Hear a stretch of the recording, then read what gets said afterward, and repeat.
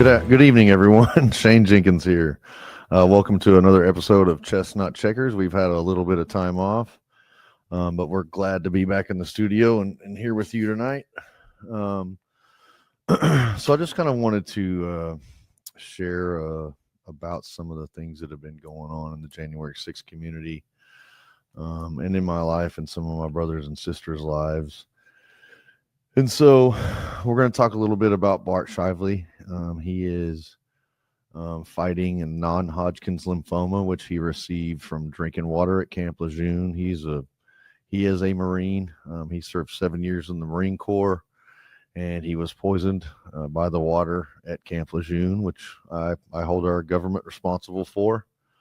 And then Bart was prosecuted for January 6th and did very little at January 6th. You know, he got into a little scuffle, but I don't think I think he bumped into a cop and some other things, but I don't think there was anything which many of us, even the one, like I threw things at the police that didn't even hit anybody. So very minor things, but whenever Bart turned himself in, this is Barton Shively from Pennsylvania, and when he was arrested, the following day, he was supposed to get his first chemotherapy treatment.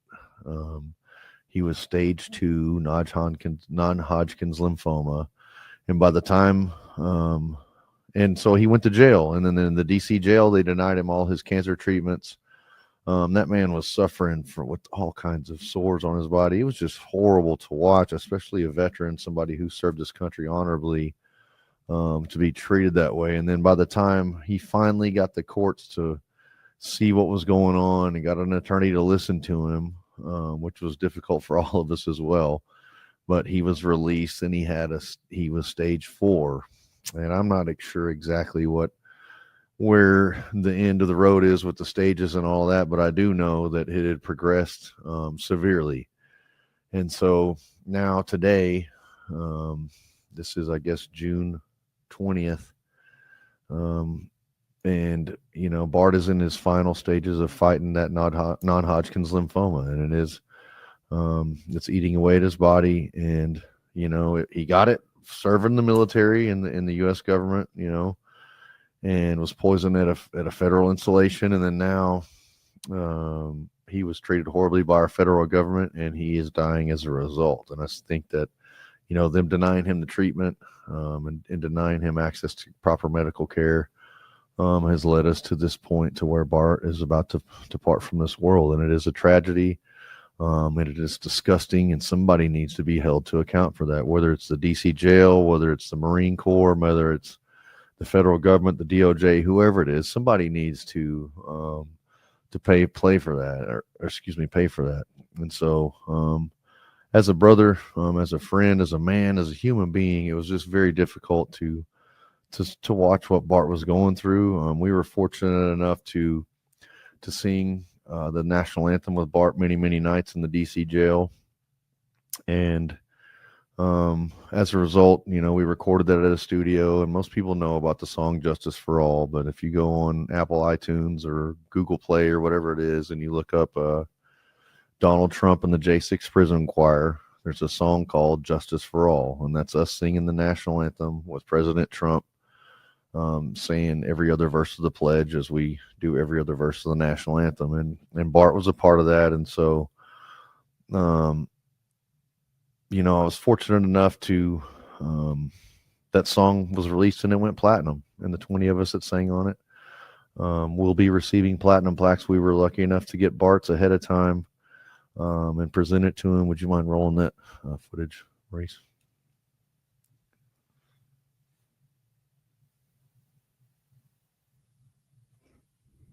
To Barton Shively to commemorate the #1 single, "Justice for All," for charting on Billboard, bubbling under Hot 100 and digital song sales. #1 platinum recording. That's awesome. That's great. Here, take a look at it. This is yours, buddy.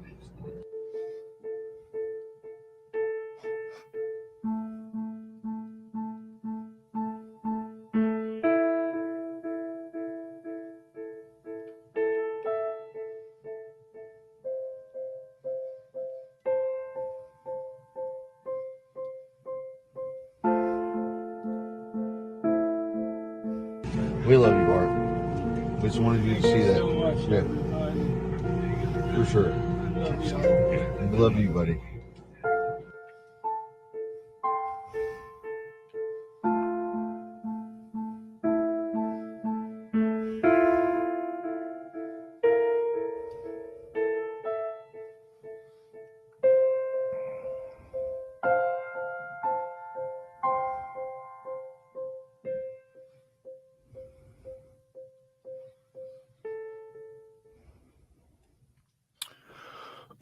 Sorry, that makes me emotional. If you didn't recognize some of those guys, it was Peter Stager, also a January 6er from Arkansas, and then one of Bart's fellow brother Marines, Ryan Nichols. And we all have been able to spend some time with him and see him there. And obviously he's in rough condition, but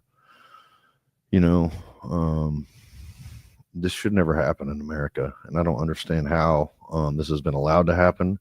And I don't understand why this is still going on, why nobody has been taken care of, why we still have people who haven't been pardoned, why our veterans are being treated the way they've been treated, why there's no accountability at the DOJ, why, and I just don't have answers, and it's very, very, very frustrating to me. And so we're going to switch gears here. I don't want this show to be doom and gloom, but Bart, we love you.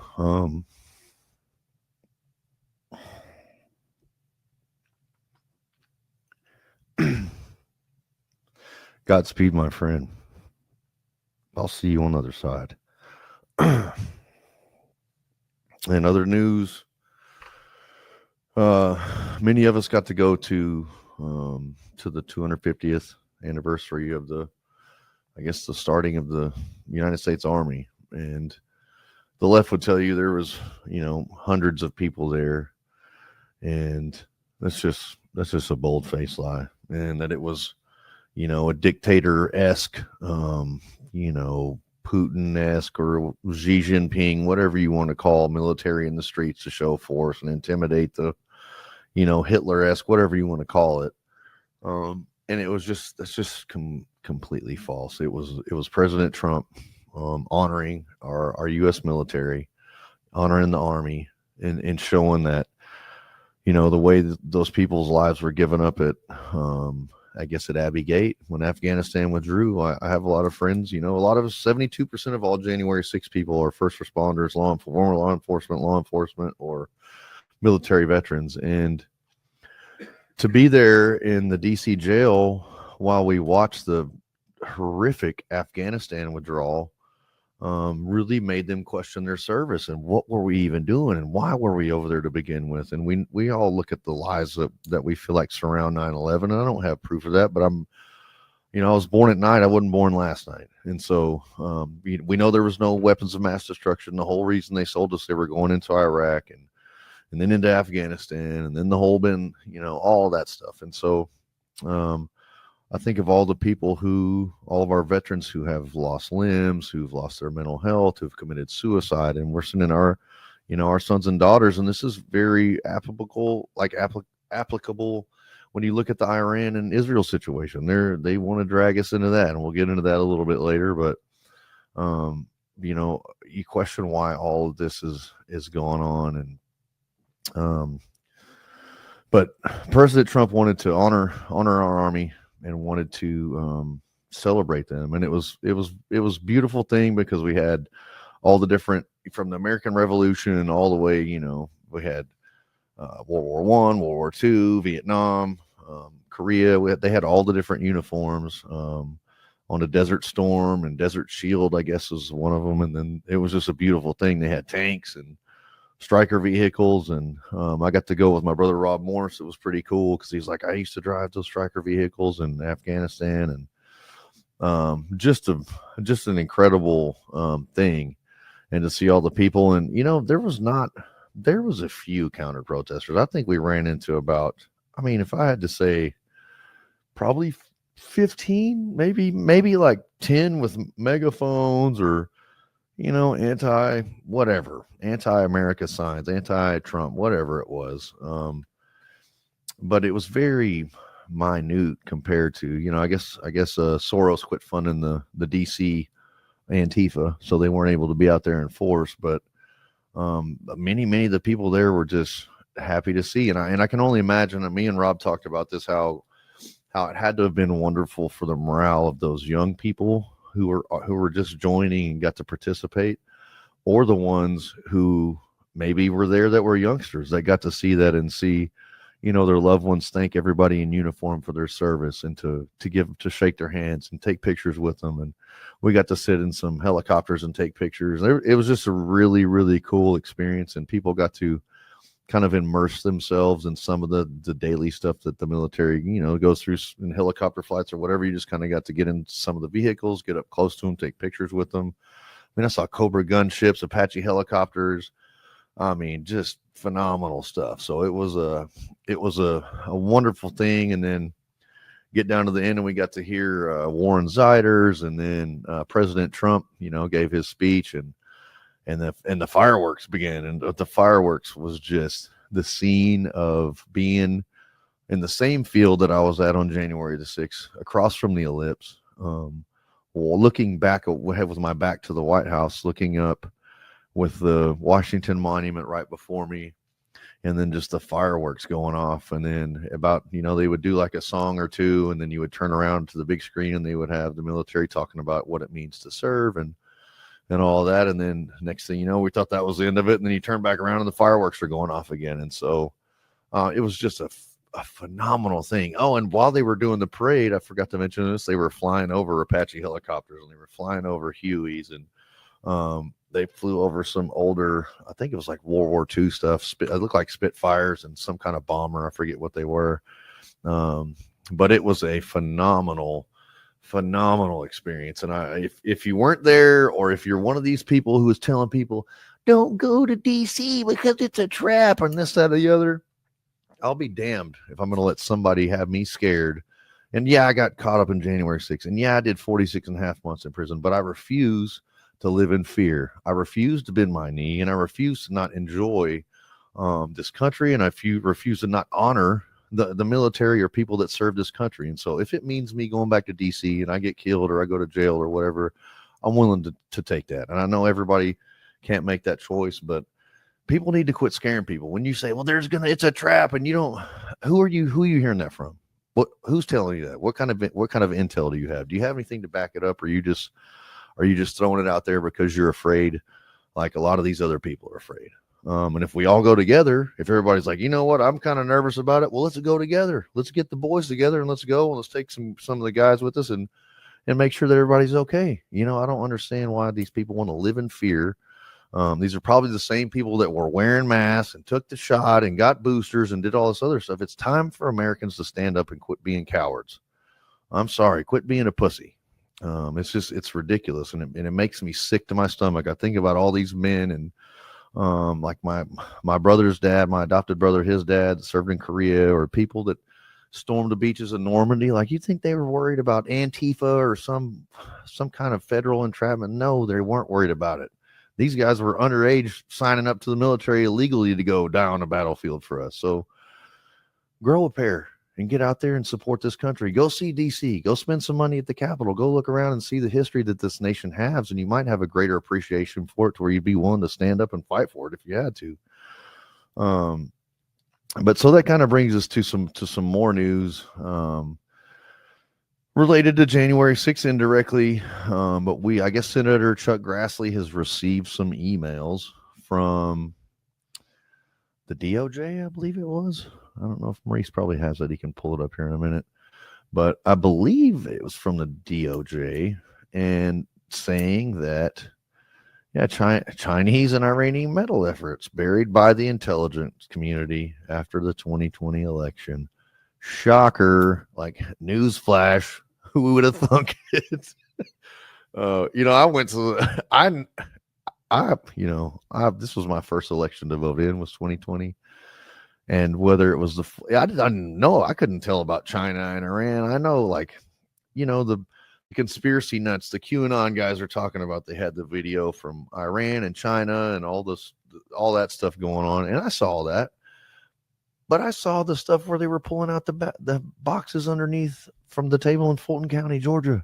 I saw, where it was 200,000 or whatever it was, 115,000 votes straight for Joe Biden, which is statistically impossible. It is absolutely impossible to have 115,000 or 100,000 or even probably 20,000 votes for this very same person, because you're going to at least have one vote in there for somebody else. It's just statistically impossible to have them straight in a row like that. Or, for instance, a county where you have more people that voted in the county than were registered to vote. So I knew there were questions in the election, and that's why I chose to go. Not to mention, the Insurrection Act and about foreign countries interfering in elections, on domestic elections. We know that these people did not want Donald Trump in office. Iran and China specifically did not want him in office. And now to know that there's not only proof of that, but that our intelligence community is covered up. So is that not traitorous when they covered up for foreign countries interfering in our elections so that they could have the president in there that they wanted, so they could get weaponized and come after the January 6 people who were protesting the very thing that they were covering up. Does that not sound treasonous or traitorous? It certainly does to me. And so I don't understand how this is why Kash Patel, Dan Bongino, Pam Bondi, is there not accountability for this yet? I don't understand how this is still going on. I don't even know if my prosecutor's been fired. I don't think the FBI agent is fired. And I don't hold so much animus against my, FBI agent here in Houston, Amy Avila. But I do have a problem in general with the officers that didn't slam their badges down on the table and say, you know what, this guy broke a window or he threw a stick at a fully armored riot gear cop. But we don't need to send a Houston SWAT team and an armored personnel carrier, and we don't need to label him a tier 1 anti-government extremist, and we don't need to put him on the terror watch list. So whenever I fly with the ski trip of my Bible study, I get swabbed for explosives and I get pulled out of line like at the TSA checkpoint, and then I get pulled out of line again before I get on the aircraft going to the ski trip and from the ski trip. I'm going with 35 Christians who've never been in trouble in their day in life, and they're looking at me like, what is going on? Why do they keep pulling you out of line? Like, what did you do?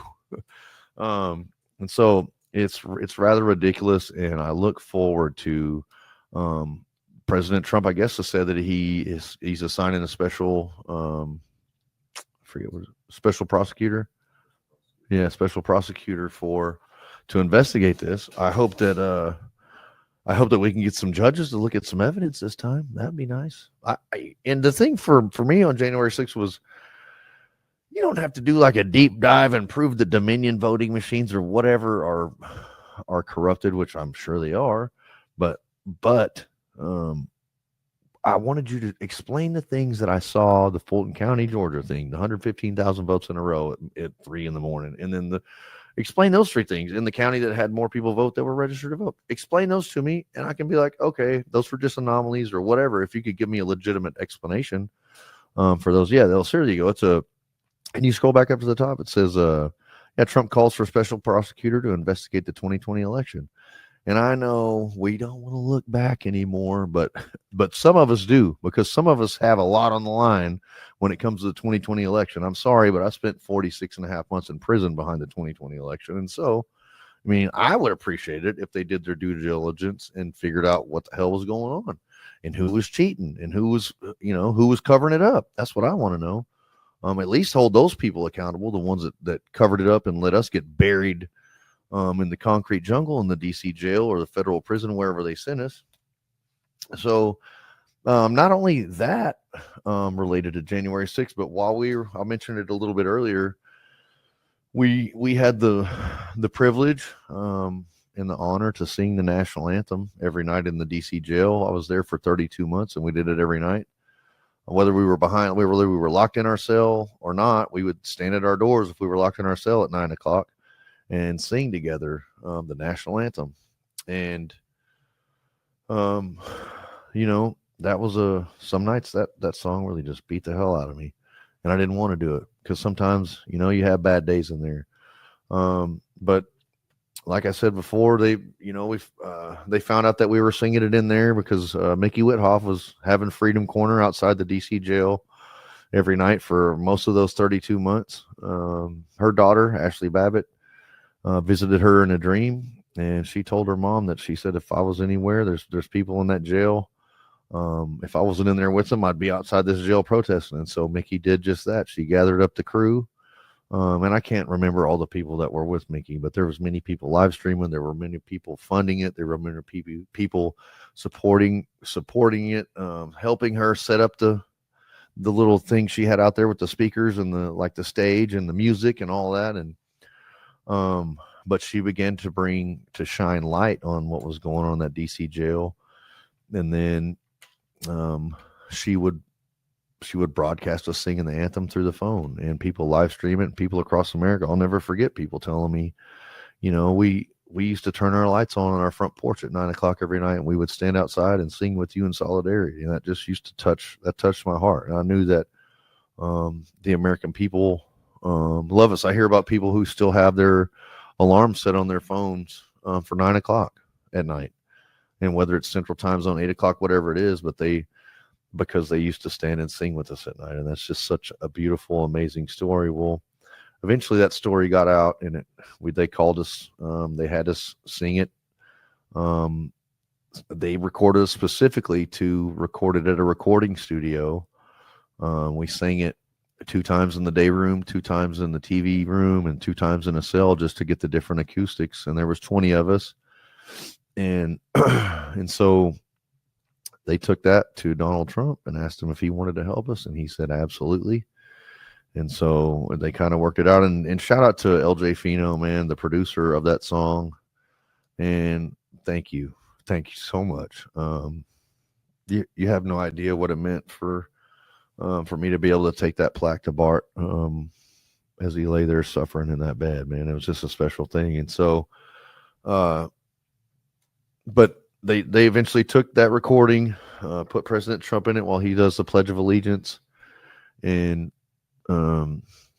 released it as a single on Apple iTunes and Google Play, and it went platinum in, I guess, a matter of about like a week or two. You can look it up on YouTube, but it's funny. If you type in, you have to type it all the way in, Donald Trump and the J6 Prison Choir, or it won't pull up. But there's a good video. I think LJ Fino put that video together too, if I'm not mistaken. It's got like 300,000 views, but check it out.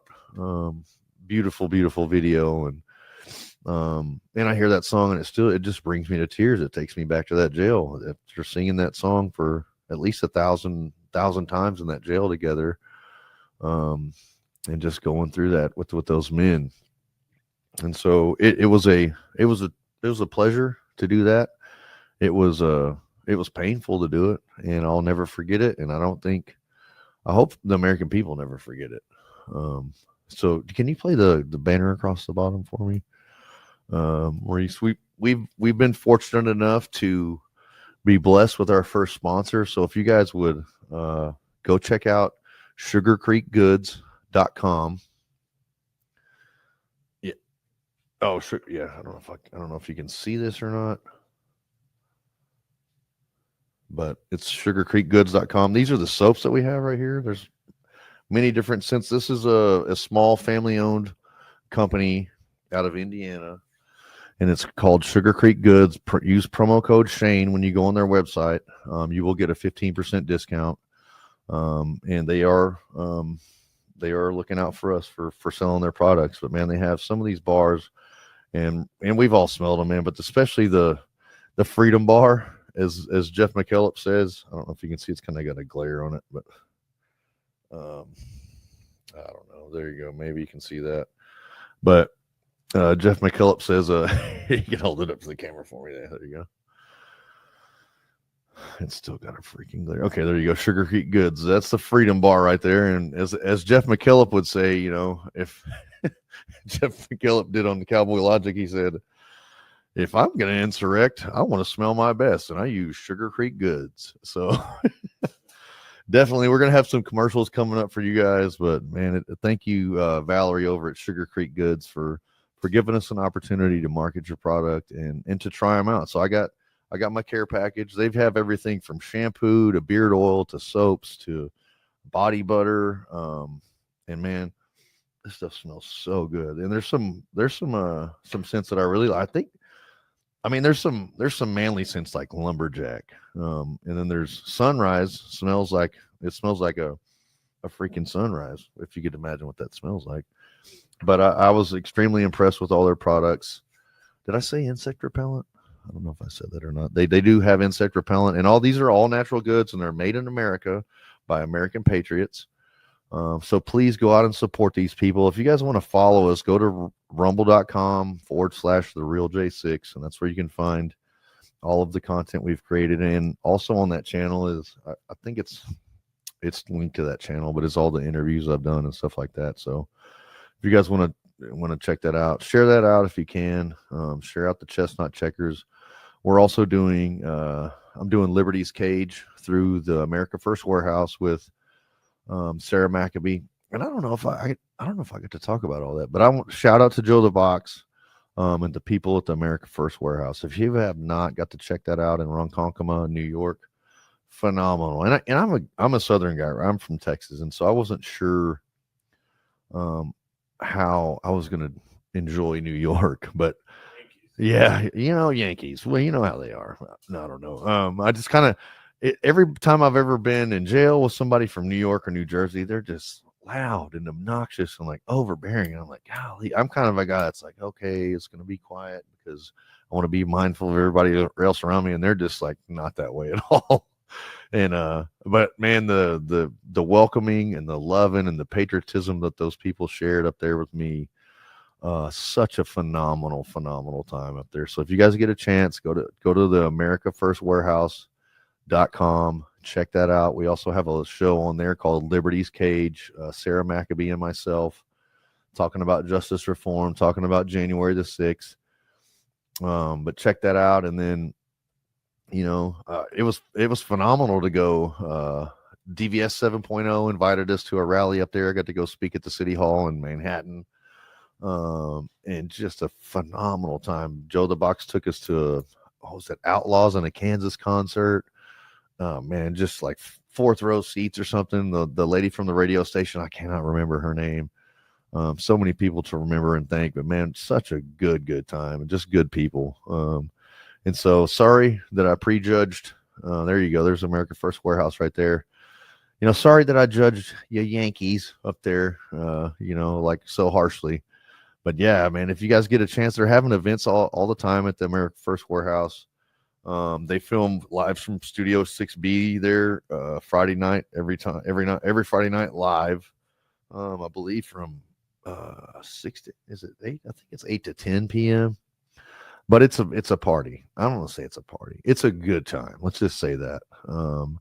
You got Kevin Downey Jr. and the boys from Studio 6B, man. Kevin Downey Jr., shout out to him. I got to go on his radio show up there in New York, man. Just a blast up there. There's the upcoming events at the warehouse, and I'm sure I will be back up there soon. And so, Joe, Teresa, if you guys are watching this, know I'm coming back. And hell's coming with me. No, not really. Texas is coming with me. So hopefully we can send some people your way. We love y'all, and I can't wait to see y'all again. So I hear that Zelensky he's decided that he needs an allowance. If you can pull that up, Maurice, when you get a chance. I know Zelensky's determined that all he needs a year is $40 billion a year. So just to get by, like he just needs $40 billion so he can launder that through there, kick it back to Mitch McConnell and John Cornyn and Nancy Pelosi. He demanded $40 billion, and he with his little. I really like the memes when J.D. Vance and Donald Trump had him in the White House, and they had the little baby legs on him, where he was like a little baby, and he was throwing a fit, and you had J.D. Vance pointing at him. But who in the hell? I mean, I know I'm sure Lindsey Graham and Tom Tillis and a number of people want to give you the $40 billion a year. They want to keep you funded so you can keep that war rolling, so their military industrial complex can keep manufacturing their artillery rounds and those bullets and all that stuff that they make money for doing, all the helicopters and missiles and tanks and drones and everything else they make. You got to keep them going so they can lobby, through those senators and Congress people and keep money in their pockets. But thank you, National Pulse. And I don't know if is Raheem Kassam still with the National Pulse. Okay. He's not on War Room much anymore. I don't know if he and him. Okay, he was recently. Okay, I like Raheem Kassam. He was one of the kind of the first guys that I saw host in lieu of Steve Bannon. But really like Raheem Kassam. You know, I love everybody over at the War Room. We got to meet them at CPAC. Phenomenal. Natalie Winters, nice. Jack Posobiec, to put it politely, Natalie Winters is nice. She's easy on the eyes. Okay, what am I going to say? But who in the hell? Who does Zelensky think he is? Like he can just come and he can ask for $40 billion a year and say that's what I want is $40 billion. Well, I mean, I'll take $4 billion. I'll do it for less. You guys put me as the dictator in the Ukraine, and I'll do it for $4 billion a year. How about that? It's a discount. It's like 10%. I think I ain't no mathematometrist, but I'll do it for 10%. Oh, if you guys get a chance, go to we don't sell these yet, but if we get a demand for it, send us an email. This is from therealj6.com. We sell t-shirts on there, stickers, crayons and helmets for you Marines. No, we don't really sell that, but they need those things.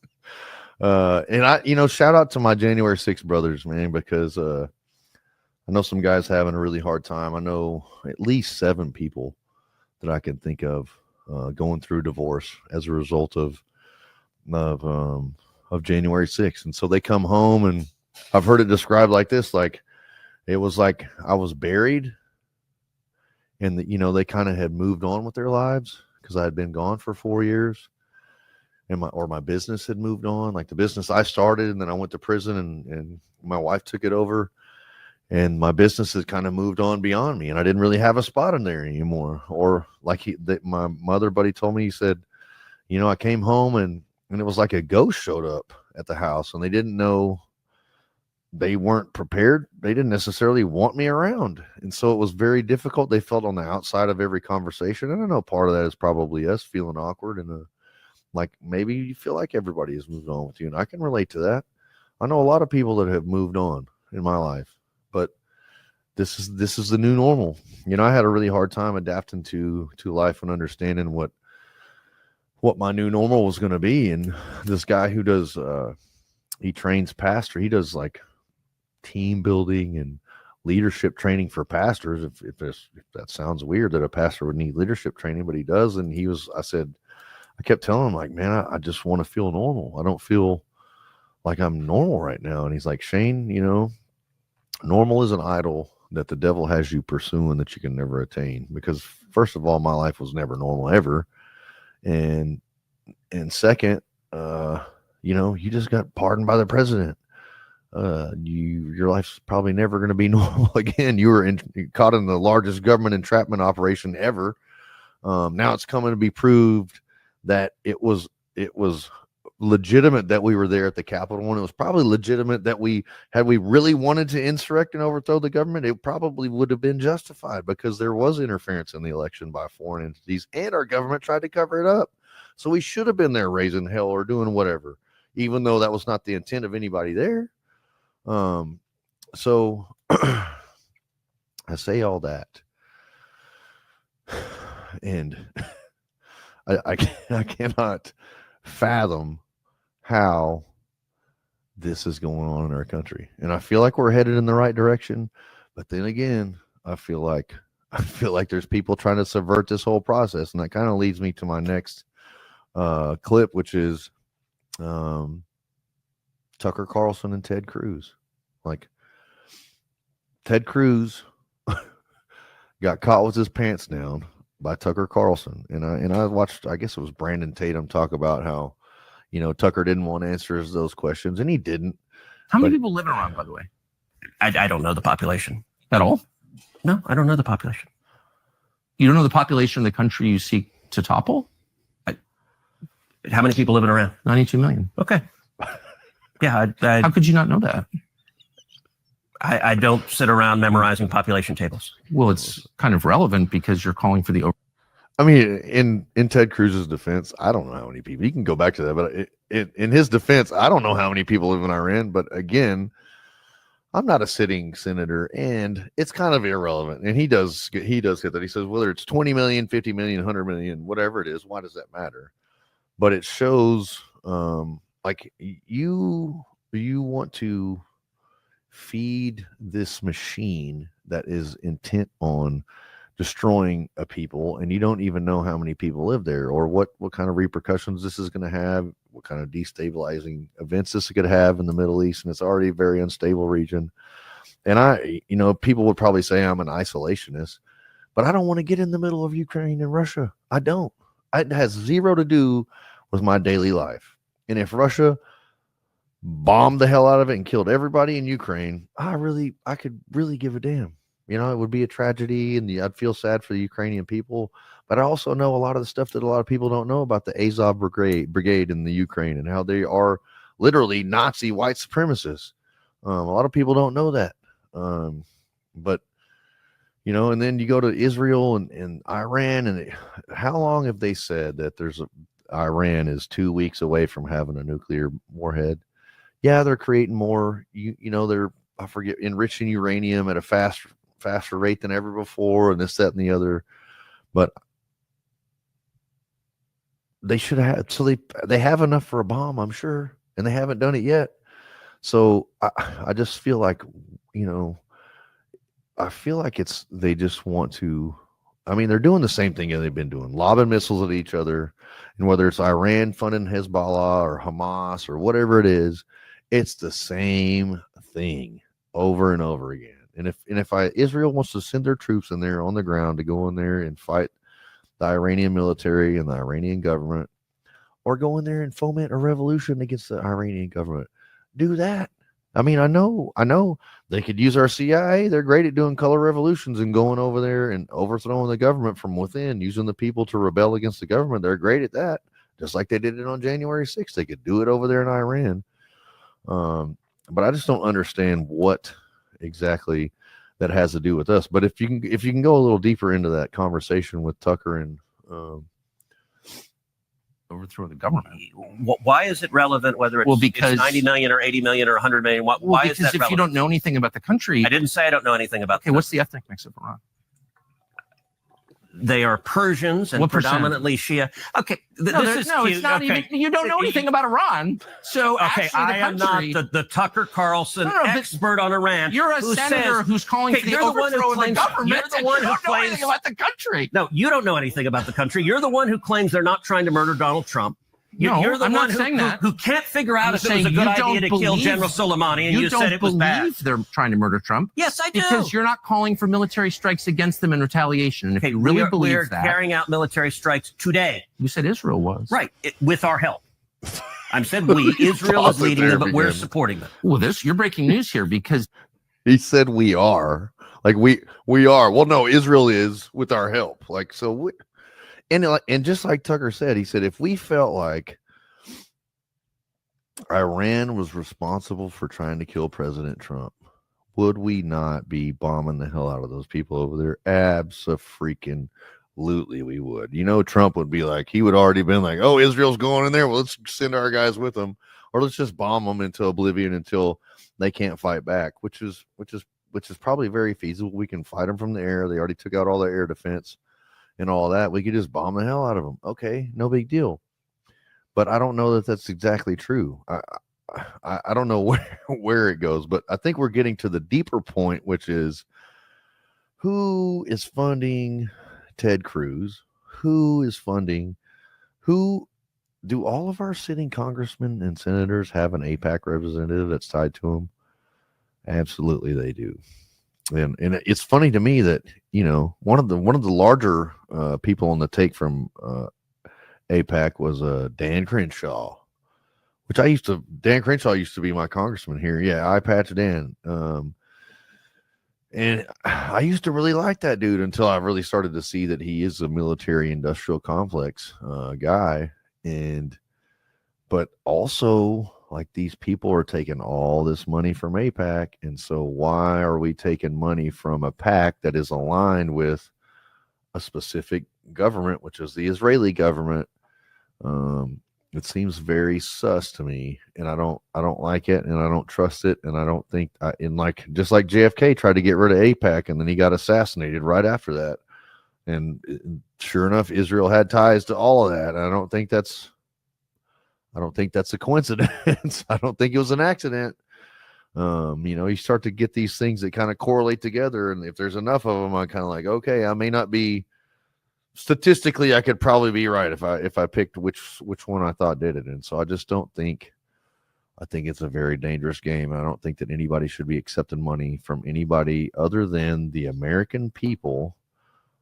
That's the only peoples whose opinion should be mattering to these elected officials. I understand, and Ted Cruz gets into it later about him believing that Israel is God's chosen people, and those who bless Israel will be blessed by God, and all that. And I know that's probably butchered that, but close enough for government work.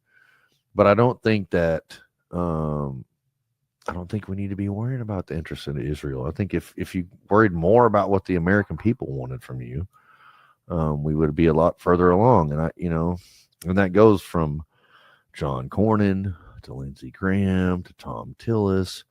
Ted Cruz is Ted Cruz he used to go to my church in Houston. I'm pretty sure my pastor went to Joe Biden's inauguration with him. And so, Ted is the better of the two Texas senators, which he's not in the last place, but he's almost in the last place.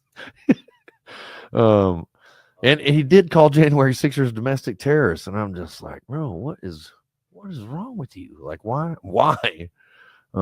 It's one thing to say, obviously we talk about January 6th on here too much, but it was a riot that got out of hand. And as a matter of fact, come to find out, it was a justified riot. Even if it was a riot, I don't even think it was. It was people being attacked and assaulted by law enforcement. The law enforcement were being agitated by agitators, and the crowd was being agitated by agitators, and you get what you get. But it was justifiable. They were installing Joe Biden in an illegal, rigged, stolen election. So I don't understand. Anyways, back to the video if we can. I get sidetracked too much.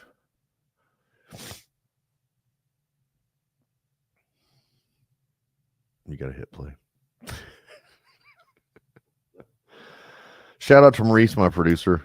I give him a hard time, and I always catch him off guard and never give him enough time to get prepared for the show.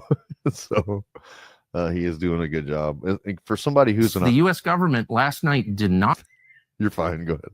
The National Security Council spokesman Alex Pfeiffer denied on behalf of Trump that we were acting on Israel's behalf in any offensive capacity. No, we're not bombing them. Israel's bombing them. You just said we were. We are supporting Israel. High stakes. You're a senator. If you're saying the United States government is at war with Iran right now, people are listening. Okay. Yeah. Tucker, bro, Ted Cruz, you walked into a trap right there. Whatever you had going on, you were not prepared for that. And I feel like that might be the end of Ted Cruz's political career. And unfortunately, I'm okay with that. Like, I feel like he's been around, I think he said like 12 years or something like that. Like, it's probably time to go. I would rather have him than like Beto O'Rourke. But man, dude, we have got to, and I worry about a lot of this, like with our politicians, like, okay, Donald Trump's gone next year. JD Vance doesn't look like he would be a bad replacement. His connections to Yale are kind of concerning to me, and the Skull and Bones and all that, but whatever. I'll take that chance with him, but I don't know who you put in. I like Byron Donalds. There's a few Republicans that I like, but man, how many of these people are on the take from AIPAC, and how many are doing this insider trading stuff? There's just like, it is, I don't know how many people. I think there's 500 and something total if you add up the senators and the Congress people. How many of these people are not on the take, and how many of these people are actually working for the American government? I don't know why we have lobbyists in America anyway. Lobbyists work typically for corporations or organizations. And that's not who they're there to work for. They're there to work for the American people. They should be negotiating for the American people. So whenever these people are passing favorable legislation for these corporations or these organizations, that is at the expense of the American people. And this is about the American people first.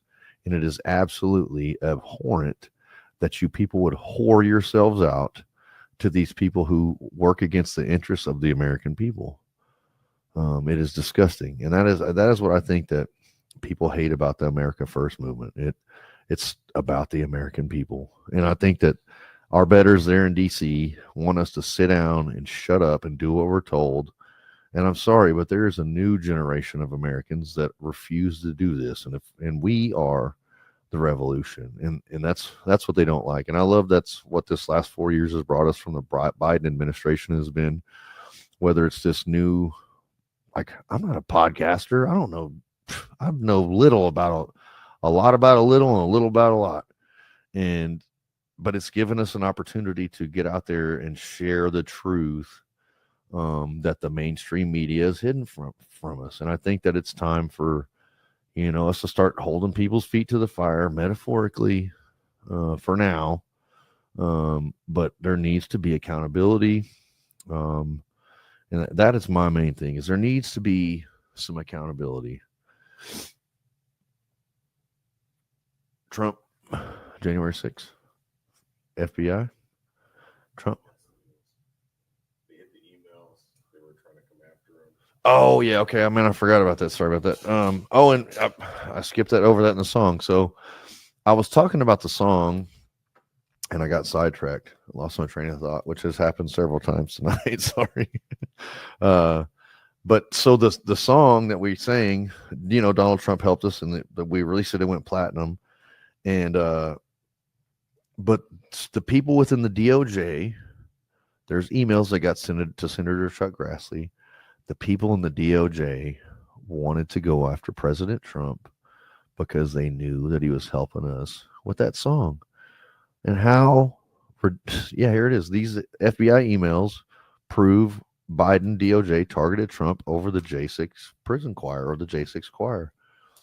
How freaking petty are you that you're upset that President Trump wanted to help somebody who was hurting and at a disadvantage in prison, that you try to sick the DOJ on him after you've already, how many millions of dollars have you wasted going after this man, wrongly accusing him, getting him shot at and attempted assassinated, that you want to be so petty that you go after him for a freaking song. That is, and I know plenty of rappers and stuff like that have released songs from prison and done all that. It wasn't like he was on the phone with us in the prison and coordinated. They recorded it from prison, and then they took it to him and said, "Do you want to help?" So it says, they said, "Can we do some work to nail down Trump's role in this?" wrote JP Cooney in an email to DOJ colleagues. Senator Grassley called it a clear example of federal government weaponizing the DOJ against Trump. And yeah, of course. And as it was again, surprised they didn't. And they did go after us. Like at my sentencing hearing, they went after me for the realj6.com. They tried to say, this man is profiting off of January the 6th. Well, technically it wasn't in my name, so you couldn't do anything about it. But you're damn right. We're trying to make ends meet. We're trying to protect our families and provide for them out there. Unfortunately, you can't do anything about it, but it just shows how petty they were. These are the people that spit on the floor when they hear the name of Donald Trump, like shed a tear when they think about how January 6th was the worst thing since the Civil War or since 9/11 or Pearl Harbor or whatever, insert whatever horrible event, and that you can compare it to.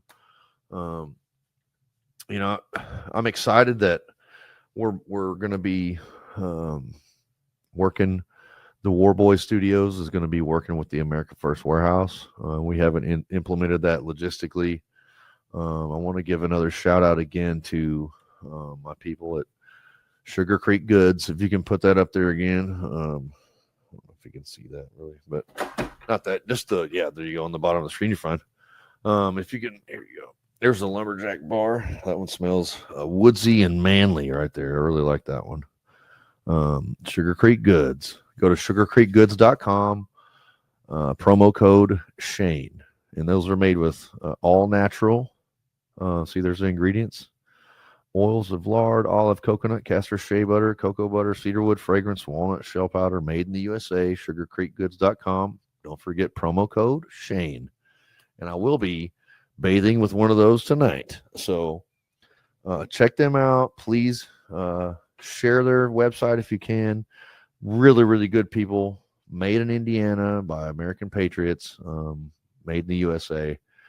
Also follow us on Rumble /The Real J6. Share out our content if you can.